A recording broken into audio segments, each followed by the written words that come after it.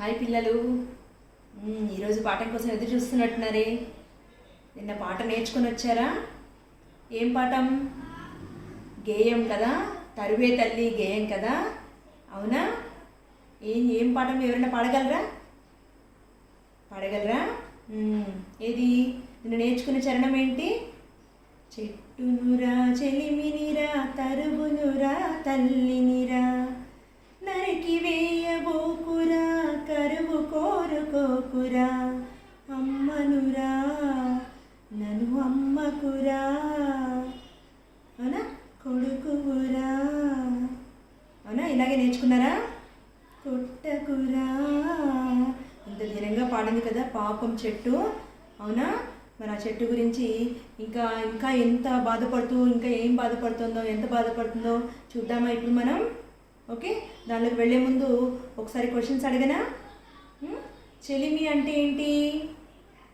స్నేహం, అవునా? ఇంకా ఇంకా కరువు అంటే చెట్టు. Very good. మరి కరువు అంటే ఏమనుకున్నాం? కరువు. ఏమనుకున్నాం? కరువు అంటే కరువు. అట్లమైందని ఏం చెప్పాను? కరువు. కరువు అంటే ఏమీ లేనటువంటి, ఏమీ దొరకనటువంటి పరిస్థితి అన్నమాట. ఓకేనా? సో తరువు అంటే చెట్టు, తరువు అంటే చెట్టు. Okay, yes. ఇది నిన్న మనం తెలుసుకున్నాము. మరి దానిలో ఇంకా నిన్నటి పాఠంలో ఏమైనా ఆపోజిట్స్ ఉన్నాయా, వచనాలు ఏమున్నాయో ఒక్కసారి ఈరోజు చూసి మళ్ళీ ఈరోజు పాఠంలోకి వెళ్ళిపోదాం.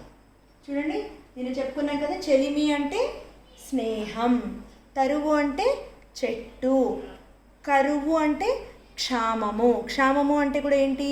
వర్షాభావ పరిస్థితులు, అంటే ఏమీ దొరకనటువంటి పరిస్థితి, ఏమీ దొరకనటువంటి పరిస్థితి అన్నమాట. ఓకే, ఏమీ దొరకనటువంటి పరిస్థితి. కరువు అంటే ఏమీ దొరకనటువంటి పరిస్థితి. ఇంకా వచనాలు ఏమున్నాయో చూడండి. చెట్టు అంటే వచనం బహువచనం చెట్లు, తరువు బహువచనం తరువులు, కొడుకు బహువచనం ఏంటి? కొడుకులు. ఓకే, చూసారు కదా. మరి ఈరోజు పాఠంలోకి వెళ్ళిపోదామా? Yes, very good. చూడండి,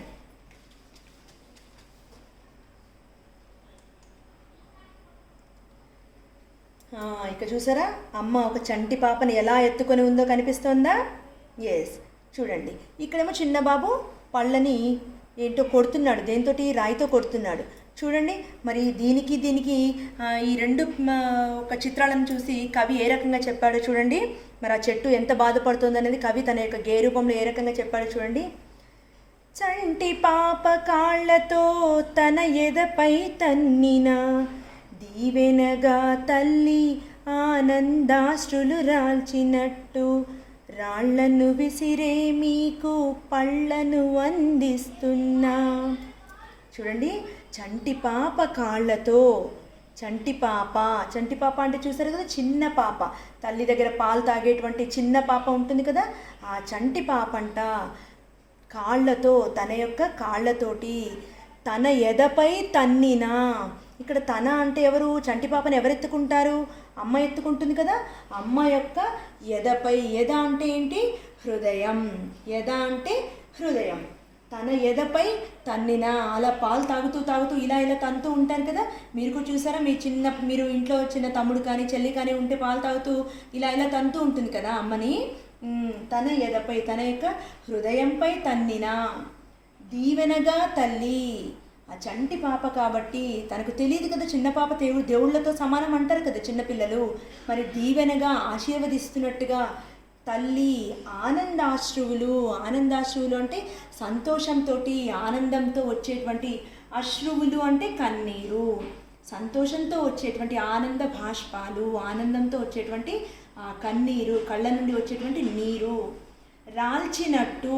ఇలా ఆ సంతోషంతో తన పిల్లలు పాలు తాగుతూ ఉంటే ఆ సంతోషంతో ఆ తల్లి ఎంతో ఆనందంతో ఆడుకుంటున్నటువంటి పిల్లలు చూసి ఎంతో ఆనందంతో తన కళ్ళలోంచి వచ్చేటువంటి నీరు ఎలా అయితే ఉంటుందో, అలాగే రాళ్లను విసిరే మీకు, మీరు తల్లి హృదయాన్ని ఎలా అయితే చిన్నప్పుడు పాలు తాగుతూ తంతున్నారో అలా మీ తల్లి ఆశీర్వదిస్తున్నట్టుగా ఎంత ఆనంద బాష్పాలు రాల్చినట్టుగా మరి మీరు రాళ్లతో నన్ను కొడుతున్నా కూడా, రాళ్ళను నా పైకి మీకు విసిరేస్తున్నా కూడా, నేను అంటే ఎవరిక్కడ, నా పైన అంటే ఎవరిపైన చెట్టు పైన. ఇక్కడ కనిపిస్తుందా? ఈ చెట్టు పైన మీరు రాళ్లతో విసిరేస్తున్నా కూడా పళ్ళను అందిస్తున్నా. మీరు జనరల్గా చూడండి, సమ్మర్లో కానీ లేదంటే ఇక్కడ జామ చెట్టు కానీ ఏదైనా చూసామనుకోండి, మనకు చెట్టుకు అందితేనేమో తెంపుకుంటాం, లేకపోతే ఏం చేస్తాం, అక్కడెక్కడన్నా రాయి ఉందేమో వెతుకొని రాయి తీసుకొని కరెక్ట్గా పండు వైపుకి విసిరేస్తాం. విసిరేగానే పండు కింద పడగానే ఏం చేస్తాం, ఆ పండు తీసుకొని వెళ్ళిపోతాం. మరి మనం అలా రాయిని విసిరేయగానే చెట్టుకి దెబ్బ తగులుతుంది కదా. మనకి ఎవరైనా రాయి విసిరిస్తే మన మీద దెబ్బ తగులుతుందా లేదా? మనం ముందు చెప్పుకున్నాం కదా, చెట్టుకు కూడా స్పర్శ ఉంటుంది, అవునా, సెన్స్ ఆర్గాన్స్ ఉంటాయి అని చెప్పేసి అంటే అది దానికి కూడా ఫీలింగ్స్ ఉంటాయని చెప్పుకున్నాం కదా. మరి ఆ రాళ్ళు వేయగానే దానికి దెబ్బ తగిలినా కూడా అది ఏం చేస్తుంది, ఆ దెబ్బని ఓర్చుకొని ఏం చేస్తుంది, మనకి పళ్ళను అందిస్తుంది. చూడండి, ఇక్కడ పళ్ళు నేల రాలుతున్నాయా, పళ్ళని కింద పడేస్తుంది. ఆ దెబ్బని తగిలినప్పుడు ఓర్చుకొని ఎంతో క్షమాగుణంతో, అది తల్లి ఎలా అయితే క్షమించి మనల్ని తన్నినా కూడా, పాలు తాగుతూ తన్నినా కూడా ఎలా అయితే ఆనందంతో ఉంటుందో, అలా మీరు నా పైన రాళ్ళను విసిరేసినా కూడా అంతే ఆనందంతో నేను పళ్ళని మీకు అందిస్తున్నాను అని చెప్తుంది. అవునా? మళ్ళీ ఒకసారి చూడండి. చంటి పాప కాళ్ళతో తన ఎదపై తన్నినా దీవెనగా తల్లి. దీవెన అంటే ఏంటి? ఆశీస్సులు. తల్లి దీవెనగా తల్లి, ఆశీస్సులతో తల్లి ఆనందాశ్రువులు, ఆనందంతో అశ్రువులు అంటే కన్నీరు రాల్చినట్టు రాళ్లను విసిరేటువంటి మీకు పళ్ళను అందిస్తున్నా. ఓకే, పళ్ళను అందిస్తోందంట. చూసారా, ఇక్కడ అమ్మ తన చిన్న పాపని ఎలా ఎత్తుకొని కూర్చుందో, ఇక్కడేమో చిన్న బాబు రాళ్ళని విసిరేస్తున్నాడు. అవునా? అలా విసిరేసినప్పటికీ కూడా తల్లి ఎలా అయితే ఆనందంతో సంతోషంతో తన చంటి బిడ్డను ఎలా అయితే హత్తుకొని ఉంటుందో, అలాగే చెట్టు కూడా అంతే ఆనందంతో మనకు రాళ్లను విసిరేసినా, చెట్టును కొట్టినా కూడా, కర్రతోటి కొట్టినా కూడా పళ్ళను మనకు అందిస్తుంది. ఓకేనా? మరి దీంట్లో ఏమైనా మీనింగ్స్, ఏమైనా ఆపోజిట్స్ ఉన్నాయేమో చూడండి. యద అంటే చెప్పుకున్నాం కదా, హృదయం. యద అంటే హృదయం. దీవెనలు అంటే ఆశీస్సులు. ఆనందాశ్రువులు అంటే ఆనంద భాష్పాలు. మరి భాష్పాలు అంటే ఏంటి? కన్నీరు, ఆనందంతో వచ్చే కన్నీరు అన్నమాట. వ్యతిరేక పదాలు చూడండి. ఆనందం వ్యతిరేక పదం బాధ. వచనాలు కాళ్ళు, కాలు. దీవెన, దీవెనలు. రాళ్ళు, రాయి. రాళ్ళు అంటే బహువచనం, ఏకవచనం రాయి. పళ్ళు, పండు. చూసారు కదా, మరి ఈ చరణంలో కూడా ఎంత చక్కగా మరి కవి గారు ఆ చెట్టు పడుతున్నటువంటి బాధను వివరించారో చూసారు కదా. మరి ఇంకో గేయంలో ఏం చెప్పారో చూద్దామా? చూడండి. పనికి రాని గాలికి ప్రాణవాయువునరించి కాలుష్యం నుంచి మిమ్ముల కాపాడాలి. మా పుట్టుక నుంచి మీపైనే కదా జాలి. చూడండి ఎంత చక్కగా చెప్పాడో మనకి ఆ సుద్దాల అశోక్ తేజ గారు. పనికిరాని గాలికి, పనికిరాని గాలి అంటే ఏంటి? మనం ఏదైతే వదిలిపెడుతున్నామో, మనం బ్రీత్ అవుట్ చేస్తున్నాం కదా గాలిని, ఏదైతే వదిలిపెడుతున్నామో మరి అది మంచి గాలా కాదు కదా. అది ఏ గాలి? చెడ్డ గాలి.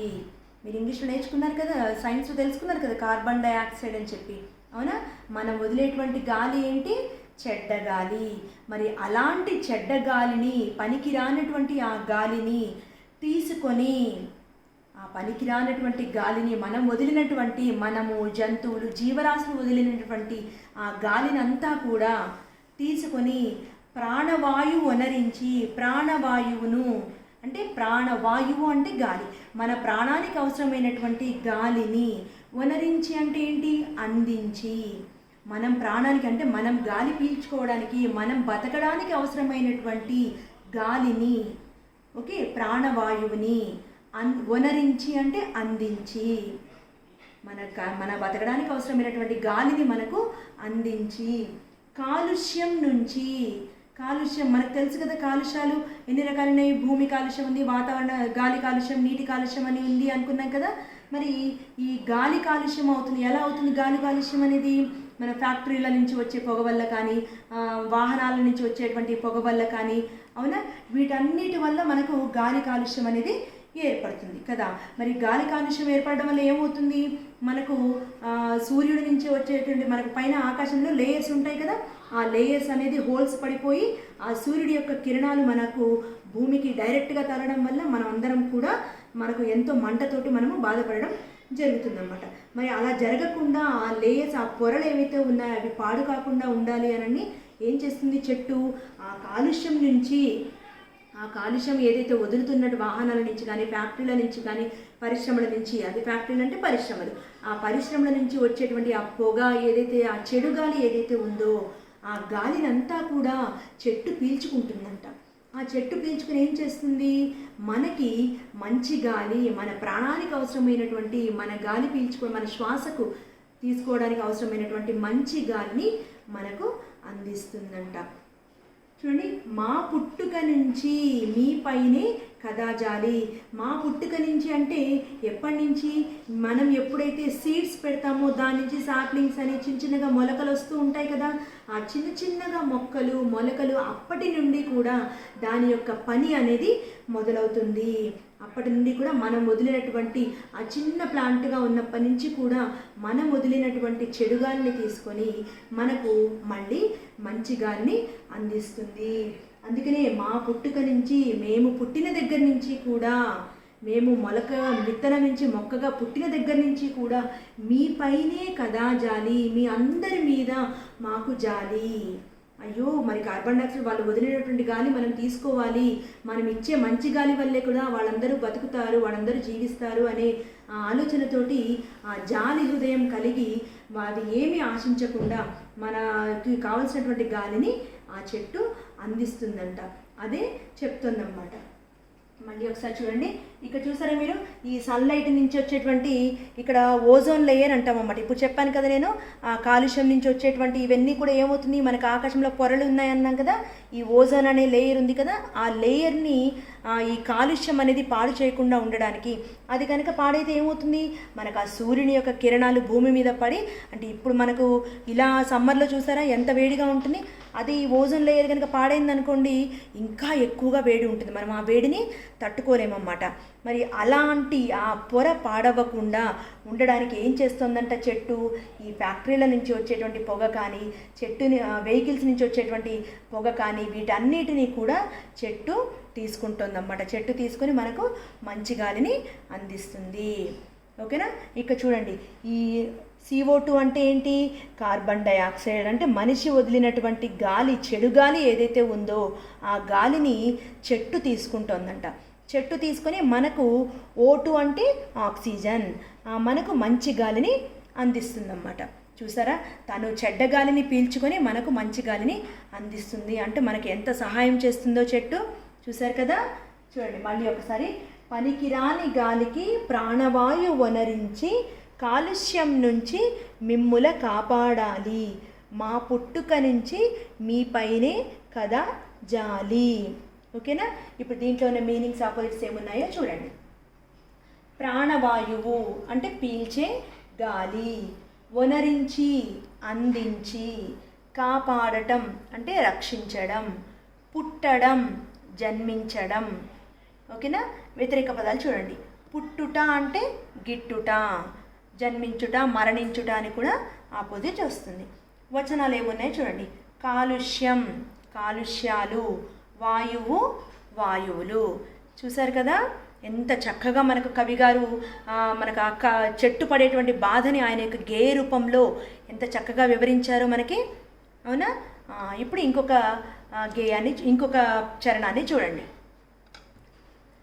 ఇక్కడ చంటి పాపను ఎత్తుకొని తల్లి ఏదో తాగిస్తోంది కదా, మరి అదేంటి, ఇక్కడున్న ఇవన్నీ ఏంటి, ఇదేంటో ఇప్పుడు మనం ఆ గేయం ఈ చరణం రూపంలో ఏముందో చూద్దాం.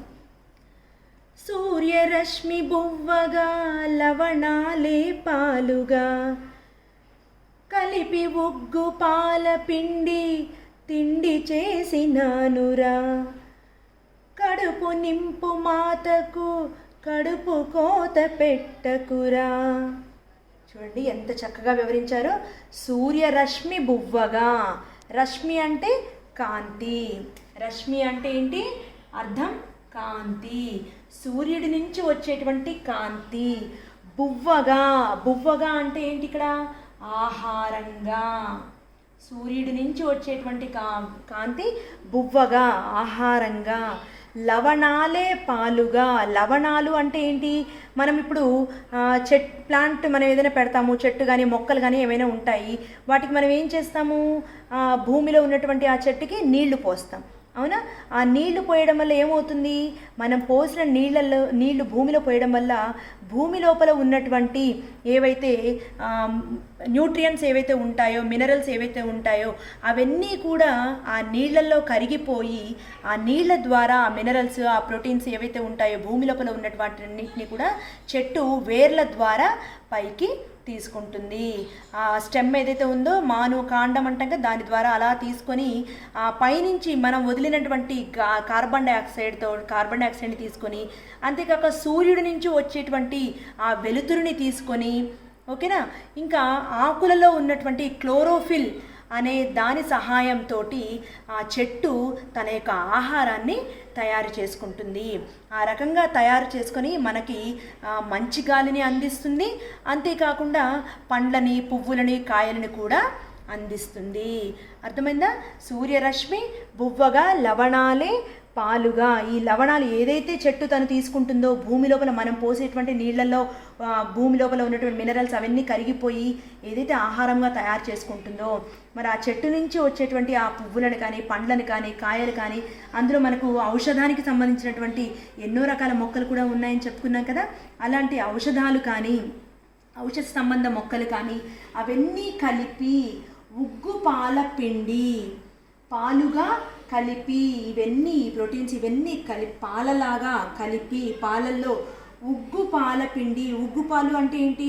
కొన్ని చిన్నప్పుడు పుట్టినటువంటి పిల్లలకి ఆహారం తిన్న తర్వాత వాళ్ళకి సరిగ్గా అరగకపోయినా, కడుపులో నొప్పి వచ్చి బాధపడుతున్నా, ఏదైనా జలుబు కానీ, ఏదైనా జ్వరం లాంటివి అలాంటివి వచ్చి ఏది పడితే అవి టానిక్స్, సిరప్స్ వేసేస్తామో, మందులు అవి వేసేస్తారా? వేయకూడదు కదా. అందుకని చిన్నదనంలో ఎంత రోజులప్పుడు చిన్న పిల్లలప్పుడు ఏం చేస్తారు? అమ్మమ్మలు వాళ్ళు ఏం చేస్తారు? చక్కగా మాటలు రావడానికి, తిన్నది ఆహారం మంచిగా చక్కగా అరగడానికి, కడుపులో నొప్పి రాకుండా ఉండడానికి ఏం చేసేవాళ్ళు? ఇలా చెట్టు నుండి తయారైనటువంటి కొన్ని వనమూలికలతోటి వాళ్ళు ఉగ్గు పొడిలాగా చేసి మరి అలా డైరెక్ట్గా వేసేస్తే తాగగలుగుతారా? చేదుగా ఉంటుంది కదా. మరి మీరు కూడా డాక్టర్ ఏదైనా సిరప్ ఇచ్చారనుకోండి, ట్యాబ్లెట్ కానీ ఏదైనా ఇస్తే చేదుగా ఉంటే ఏం చేస్తారు? డాక్టర్ ఏం చెప్తారు? పాలల్లో కలుపుకొని కానీ, లేకపోతే నీళ్ళల్లో కలుపుకొని కానీ డైరెక్ట్గా తాగేసేయండి అని చెప్తారు కదా. మరి చిన్నపిల్లలు తాగలుగుతారా? తాగలేరు కదా. చేదుగా ఉంటే తాగలుగుతారా? లేదు కదా. అందుకని అమ్మ ఏం చేస్తుంది? తన చంటి పాప తాగేటువంటి అమ్మ దగ్గర పాలు తాగుతుంది కదా, ఆ పాలను పిండి ఆ పాలల్లో ఇవన్నీ పొడులు కలిపేసి ఆ చంటి పాపకి ఒక చిన్న గిన్నె అన్నమాట, దాన్ని ఉగ్గు గిన్నె అంటారు. అంటే కొంచెమే పడుతుంది అన్నమాట దాంట్లో. అలాంటి ఇక్కడ కనిపిస్తాను చూసా, ఆ చిన్న గిన్నెలో, ఉగ్గు గిన్నెలో, దాంట్లో ఉగ్గు అంటే ఇదంతా కలిపి పోసేటువంటిది అన్నమాట. దాన్ని పోసి చంటి పాపకి చక్కగా మాటలు చెబుతూ ఏడవకుండా నెమ్మదిగా తాగిస్తుందన్నమాట. అలా ఉగ్గు పాలతోటి తిండి అంటే ఏంటి? మళ్ళీ ఇక్కడ ఆహారం. ఆ చంటి పాపకి ఆహారంగా చేస్తున్నాను, ఆహారంగా చేసినానురా. అర్థమైందా? చంటి పాప కూడా నేను ఆహారంగా అవుతున్నాను. మరి అలాంటి కడుపు నింపు మాతకు, మరి అలా కడుపు నింపుతున్నటువంటి మాతకు అంటే తల్లికి కడుపు కోత పెట్టకురా, నన్ను బాధ పెట్టకురా, నాకు బాధను కలిగించకురా. మరి అమ్మ చిన్నప్పుడు చూడండి ఎన్నో సేవలు చేస్తుంది. మరి అలాంటి అమ్మని మనము కొట్టాం కదా. అలాగే మరి ఇంత చిన్నగా ఉన్నప్పుడే మీకు కావాల్సినటువంటి ఆహారాన్ని పాల రూపంలో, మీ ఆరోగ్యానికి సంబంధించినటువంటి ఆహారాన్ని పాల రూపంలో అందిస్తుంది. మరి అవన్నీ ఎక్కడి నుంచి వస్తున్నాయి? చెట్టు నుంచే వస్తున్నాయి కదా. మరి అలాంటి అందించేటువంటి నా యొక్క కడుపుకి కోత పెట్టకు, నన్ను కొట్టివేయకు, నన్ను నరికివేయకు, నన్ను బాధ పెట్టకు అని చెప్తుందన్నమాట చెట్టు. అర్థమైంది కదా. సూర్యరశ్మి బువ్వగా, లవణాలే పాలుగా కలిపి ఉగ్గు పాల పిండి తిండి చేసినానురా, కడుపు నింపు మాతకు కడుపు కోత పెట్టకురా. చూసారు కదా. మరి దీంట్లో ఏమైనా మళ్ళీ ఒకసారి మీనింగ్స్ అవి, ఆపోజిట్స్, వచనాలు అవి చూద్దాం. చూడండి, రశ్మి అంటే ఏం చెప్పుకున్నాం? కాంతి. బువ్వగా అంటే ఆహారంగా. లవణాలు పౌష్టిక పదార్థాలు, చెట్టుకి దొరికేటువంటి, భూమిలో దొరికేటువంటి పదార్థాలు. తిండి ఆహారం. మాత అంటే తల్లి. వచనాలు లవణం లవణాలు. ఓకేనా? ఉగ్గుపాలు అంటే ఇందాక చెప్పాను కదా, కొన్ని రకాలైనటువంటి చెట్టు నుంచి దొరికేటువంటి వనమూలికలు కొన్ని రకాల పిండి పొడి చేసి పాలల్లో కలుపుతారని. అవేంటో చూడండి. వస, వాము, పిప్పిళ్ళు లాంటి కొన్ని రకాల మూలికలను, చెట్టు నుంచి లభించేటువంటి మూలికలనట తల్లిపాలతో రంగరించి, ఆ తల్లిపాల రంగరించి అంటే ఏంటి? ఇలా చిన్న గిన్నెలో తీసుకొని కలిపి అన్నమాట. మీరు కూడా మీ అమ్మ ఎప్పుడైనా చిన్న మీ తమ్ముడికి చెల్లి కలుపుతుంటే చూసే ఉంటారు కదా, మందుని ఇలా పాలల్లో రంగరించి కలిపి తయారు చేసిన దాన్ని ఉగ్గుపాలు అని చెప్పి అంటారు. అర్థమైంది కదా? ఎస్. మరి ఇక్కడ సూర్యుడి నుంచి ఆహారాన్ని తీసుకుంటుంది అనుకున్నాం కదా. మరి ఆకుల్లో ఉండేటువంటి పదార్థం ఏంటి? క్లోరోఫిల్. అవునా? మరి భూమి నుంచి మనం నీళ్లు పోయడం వల్ల భూమి నుంచి దొరికేటువంటి ఏం దొరుకుతాయి? భూమి లోపల కొన్ని రకాలైనటువంటి మినరల్స్, న్యూట్రియంట్స్ దొరుకుతాయి. దాన్ని లవణాలు అంటాం తెలుగులో. వాటిని తీసుకొని మనకి ఏమిస్తుంది చెట్టు? మరి ఆ చెట్టు ఏం తయారు చేసుకుంటుంది? వీటన్నిటి ద్వారా ఏం తయారు చేసుకుంటుంది? ఆహారాన్ని. Very good. ఆహారాన్ని తయారు చేసుకుని మనకేమిస్తుంది? మరి చెట్టు మంచి గాలిని అందిస్తుంది. అంతేకాకుండా కాయలు, పండ్లని కూడా అందిస్తుంది. అవునా? మరి చెట్టు ఏం పీల్చుకుంటుంది? మనం వదిలినటువంటి చెడు గాలి, ఏంటది? కార్బన్ డైఆక్సైడ్ని పీల్చుకుంటుంది. అర్థమైంది కదా? కవి గేయంలో ఎంతో చక్కగా చెప్పారు కదా. మరి ఇంకా ఎలాంటి బాధపడుతుంది చెట్టు అనేది మనం రేపటి క్లాస్లో చూద్దాం. సరేనా? గేయాన్ని నేర్చుకోండి, మర్చిపోవద్దు. అలాగే ఇంట్లో కూడా మీ అమ్మ వాళ్ళకి, నానమ్మలకి అందరికీ పాడి వినిపించాలి మరి. సరేనా? Thank you.